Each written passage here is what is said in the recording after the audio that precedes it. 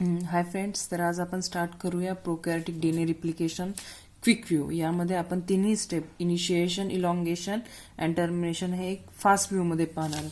तर सगळ्यात पहिल्यांदा प्रोकॅरियोटिक डीएनए रिप्लिकेशनचं एक्झाम्पल आपण काय घेतलेलं आहे? एक्झाम्पल आहे E coli. Okay, E coli हा बॅक्टेरिया आहे आणि तो कंटेन त्याच्या आपण कोणत्या साईडला आहे ना डीएनए रिप्लिकेशन पाहणार आहेत? ORIC, origin of replication site. Okay, आणि याचा क्रोमोझोम किती बेस पेअरचा असतो? 245 बेस पेअरचा असतो.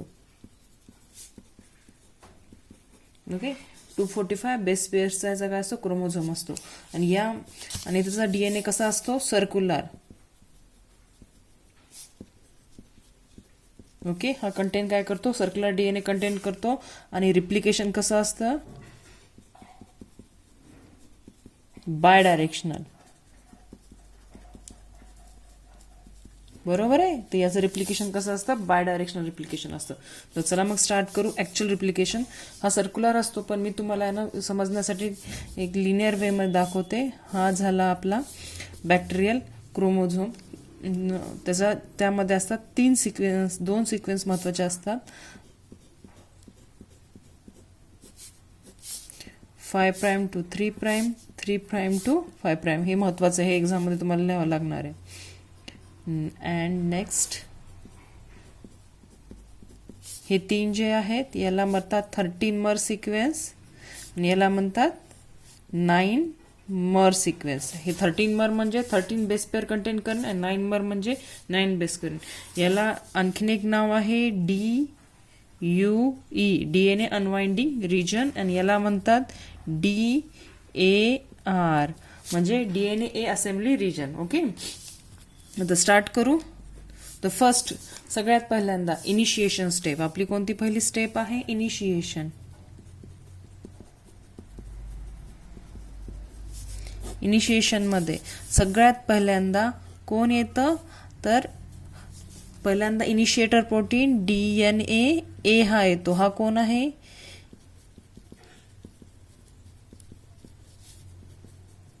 Initiation protein. ओके, तर सगळ्यात पहिल्यांदा इनिशिएटिंग प्रोटीन येतो, जो की कुठे बाइंड करतो?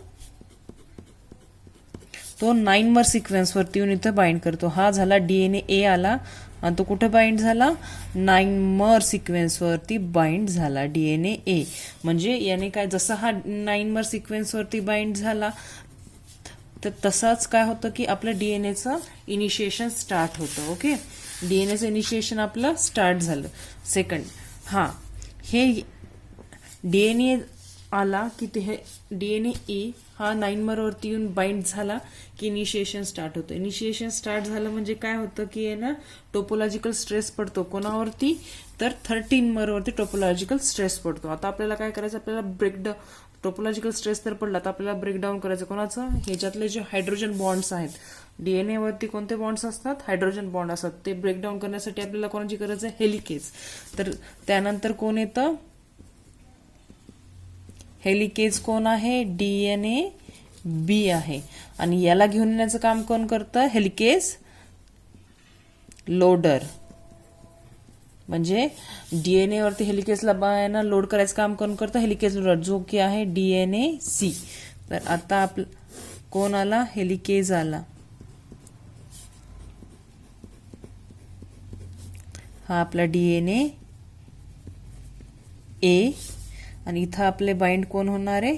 हेलिकेज लोडर म्हणजे DNA-B प्लस DNA-C कॉम्प्लेक्स. बरोबर आहे, DNA-A प्लस DNA-C कॉम्प्लेक्स इथं आपल्या बाइंड झाले. कोणावरती? 13 मर. हे 13 मर आहेत, हे 9 मर आहेत. ओके,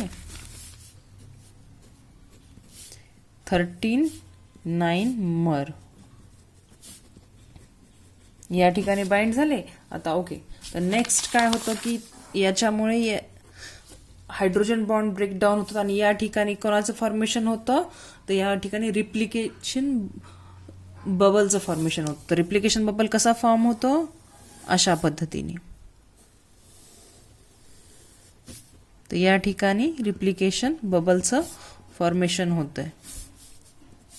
म्हणजे या ठिकाणचे हायड्रोजन बॉन्ड ब्रेक झाले आणि हायड्रोजन बॉन्ड ब्रेक झाल्यामुळे तो जो की अशा पद्धतीने तिथं बबल फॉर्मेशन झालंय. तर याला आपण काय म्हणू, या पार्टला रिप्लिकेशन बबल.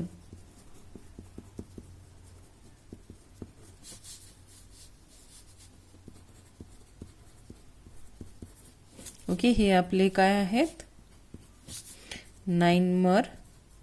या ठिकाणी कोण आहे DNA A आणि या ठिकाणी आपले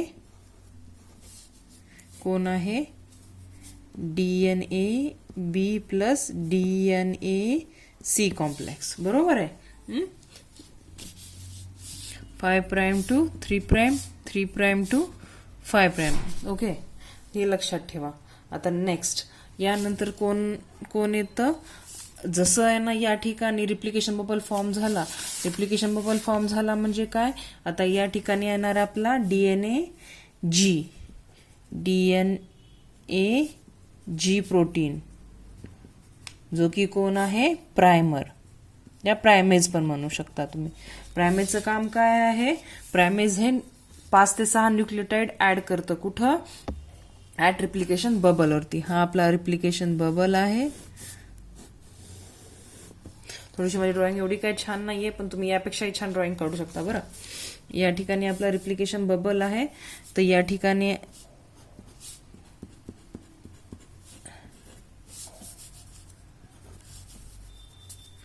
ठिकाणी आला कोण, आपला DNA G protein. DNA G प्रोटीनने काय केलं, इथं न्यूक्लियोटाइड ऍडिशन केलं.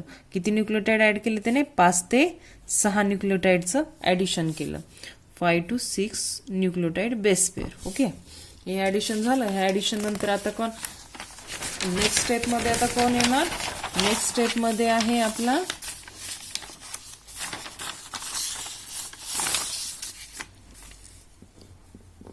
DNA G आला. DNA G नंतर कोण येतं, तर DNA पॉलिमरेज 3. ओके, त्याच्यानंतर DNA पॉलिमरेज 3 येतं. DNA पॉलिमरेज 3चं काम काय असतं, तर DNA पॉलिमरेज 3 जो आहे ना, DNA G जो आपला प्रायमर आहे की नाही, आपल्या प्रायमरने जे न्यूक्लियोटाइड ऍड केलेत यामध्ये,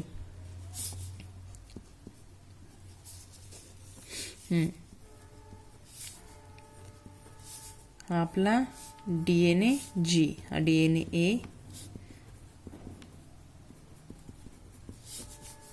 okay, DNA B plus DNA C complex, आणि हा आपला आहे DNA G प्रायमर. आणि इथे या ठिकाणी त्याने ऍड केलेले 5 ते 6 न्यूक्लियोटाइड आहेत. तर ह्या न्यूक्लियोटाइडचं काय करायचंय आपल्याला, इलॉंगेशन करायचंय. इलॉंगेशन, आता या ठिकाणी काय आपली इलॉंगेशनची स्टेप सुरू झाली. कोणती, ओके, इलॉंगेशन स्टार्ट झालं. तर या ठिकाणी इलॉंगेशन स्टार्ट झालं. तर DNA G काय करणार, या ठिकाणी DNA पॉलिमरेज 3 येणार आणि तो काय करणार, आता हळूहळू जसं जसं तो पुढे सरकत जाणार तसं काय होणार, या ठिकाणी हा जो आपला DNA आहे तो कसा होत राहणार, इलॉंगेट होत राहणार. म्हणजे अशा पद्धतीने काय तयार होणार, त्या ठिकाणी न्यू स्ट्रँड तयार होणार. हे जे आहे न्यूली सिंथसाइज स्ट्रँड आहे, न्यू स्ट्रँड आहे. ओके, अशा पद्धतीने इथं न्यू स्ट्रँड तयार होत राहणार. तर या ठिकाणी न्यू स्ट्रँड तयार होणार की जसं जसं न्यू स्ट्रँड तयार होणार त्या ठिकाणी इथं काय तयार होणार, रिप्लिकेशन फोर्क. या ठिकाणी काय तयार होतं, तर रिप्लिकेशन फोर्क तयार होतं. आता रिप्लिकेशन फोर्क, आता एवढाच पॉइंट आपण काय करूया, झूम करून पाहूया. तर हे झूम करून पाहतो. तर रिप्लिकेशन फोर्क कसा असतो, तो रिप्लिकेशन फोर्क ऍक्च्युअल मध्ये असा असतो. तर या ठिकाणी रिप्लिकेशन फोर्क मध्ये 2 स्टँड असतात, एक लॅगिंग स्टँड असतं आणि एक लीडिंग स्टँड असतं. आता लॅगिंग स्टँड आणि लीडिंग स्टँड काय आहे, लॅगिंग स्टँड म्हणजे ज्या ठिकाणी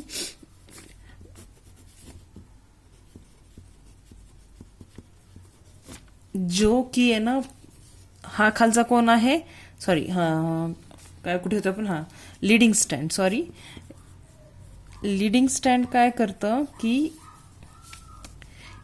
लॅगिंग स्टँडला डायरेक्शन देतं की कसं पद्धतीने न्यूली स्टँड फॉर्म करायचं. म्हणजे हे जे न्यूक्लियोटाइड्स आहेत हा याला कॉपी करून काय करतो, आपलं न्यूक्लियोटाइड म्हणजे ना डीएनएचं सिंथेसिस करतो. मग तो काय करतो, थोडासा ना 4-5 न्यूक्लियोटाइड ऍड करतो, मग पुन्हा यांना थांबतो, पुन्हा खाली लिडिंग स्टँडला पाहतो, पुन्हा मग काय करतो तो डबल वर पाहतो आणि पुन्हा हा न्यू स्टँड ऍड करतो. मग याच्यामध्ये काय होतं की या ठिकाणी काही गॅप्स राहतात, या गॅप्स राहतात, त्याच्यामुळे याला काय म्हणतात, लॅडिंग स्टँड म्हणतात. आणि ह्या गॅपचं सगळ्यात पहिल्यांदा कोणी ना जर इन्व्हेन्शन केलं होतं त्याचं नाव होतं ओकाझाकी नावाच्या सायंटिस्टने सगळ्यात आधी सांगितलं होतं की डीएनएचा जो फोर्क आहे, रिप्लिकेशन फोर्क, याला आपण रिप्लिकेशन फोर्क म्हणतो. तर या रिप्लिकेशन फोर्कमध्ये काय येतात की जो लॅगिंग स्टँड्स आहेत ते कसे असतात, डिसकंटिन्युअस होतात. ह्याला काय म्हणतात, डिसकंटिन्युअस स्टँड. काय म्हणतात, discontinuous stands. Okay, discontinuous stands म्हणतात. हे डिसकंटिन्युअस स्टँडचं सगळ्यात आधी कोणी जर डिस्कवरी केली ती ओकाझाकी, आणि त्याच्यामुळेच यांना नाव काय दिलं, ओकाझाकी फ्रॅगमेंट. यांना नाव काय देण्यात आलं, ओकाझाकी फ्रॅगमेंट्स नाव देण्यात आलं. आणि हा 3.2 5' 5' to 3'. ओके, अशा पद्धतीने. आणि नंतर काय होतं की ना हे असं झाल्यानंतर त्या ठिकाणी नेक्स्ट जेव्हा रिप्लिकेशन फोर्क तयार होतो, नंतर कोण होतं, डीएनए पॉलिमरेज फर्स्ट येतो. डीएनए पॉलिमरेज फर्स्ट काय करतो की DNA polymerase remove the primer. हा रिमूव्ह कोणाला करतो, प्रायमरला. हा प्रायमरला रिमूव्ह करतो. प्रायमर रिमूव्ह झाला की ऑटोमॅटिकली आहे ना नंतर काय होतं की आहे ना डीएनए पॉलिमरेज पण रिलीज होतो आणि या ठिकाणी कोण येतो की लगेच तिथं येतो डीएनए लायगेज. डीएनए लायगेज काय करतो, गॅप फिलिंगचं काम करतो. म्हणजे हे एन्झाईम काय करतं की गॅप फिल करतं. म्हणजे हे गॅप जे आहेत ना हे फिल करायचं काम कोण करतं, डीएनए पॉलिमरेज. मग त्या ठिकाणी काय होतं की अशा पद्धतीने गॅप फिलिंग होऊन स्टँड तयार होतात. म्हणजे आपलं इलॉंगेशन कंप्लीट झालं. आता आपल्याला झालं म्हणजे आपलं रिप्लिकेशन कंप्लीट झालं. आता आपण पुढे जाणार आहोत टर्मिनेशनवर. ओके, आता आपण पाहू टर्मिनेशनची प्रोसेस. टर्मिनेशनच्या प्रोसेसमध्ये काय होतं की ही खूप यामध्ये जास्त काय नाही होत की जो बॅक्टेरियल डीएनए असतो त्यावरती 2 सिक्वेन्स असतात, इम्पॉर्टंट सिक्वेन्स. जे लास्ट पार्टमध्ये सांगायचं राहिलं की 2 इम्पॉर्टंट सिक्वेन्स असतात. 2 म्हणजे ते रिजन असतात. ते रिजन कोणते, टर अँड टस. तर टर्मिनल युटिलायझेशन प्रोटीन त्याला काय म्हणतात, टस. आणि हा जो असतो terminal complex stop the replication for completely linked circular chromosome. तर या ठिकाणी काय होतं की ह्या सिक्वेन्स जो असतो की हा टस जो असतो हा 20 बेस पेअरचा असतो. 20 बेस पेअरचा सिक्वेन्स असतो.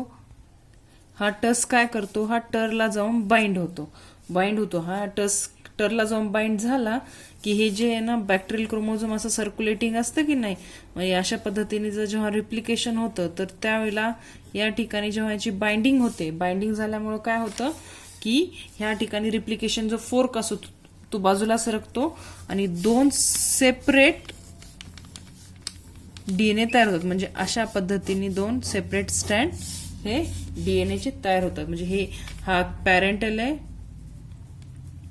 आणि हे न्यूली आहे. म्हणजे हा वरचा हा पॅरेंटल आणि हा खालचा न्यूली. म्हणजे दोन्ही ठिकाणी हा न्यू हा पॅरेंटल. आणि अशा पद्धतीने काय होतं की बॅक्टेरियल रिप्लिकेशन स्टॉप होतं. आय होप तुम्हाला समजलं असेल. थँक्यू.